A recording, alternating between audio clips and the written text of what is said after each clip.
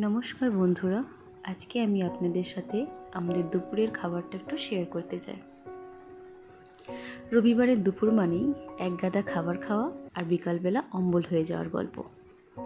আজ আমাদের মেনুতে ছিল গরম ভাতের সাথে ইলিশ মাছ ভাজার তেল আর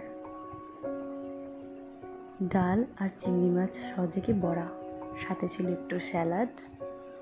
আর এটা হচ্ছে বরবটি, আলু আর চিংড়ি মাছ দিয়ে একটা সবজি। আর এটা হচ্ছে করলা ভাজা। আর এই জিনিসটা হচ্ছে ইলিশ মাছ ভাপা, যার স্বাদ ছিল অতুলনীয় আর গন্ধ ভোলার মতো না।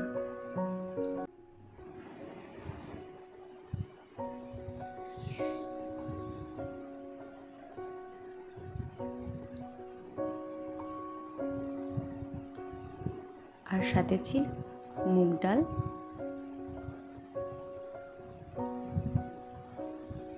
আর এটা হচ্ছে আমড়ার চাটনি। দেখুন, খুব লোভনীয় না?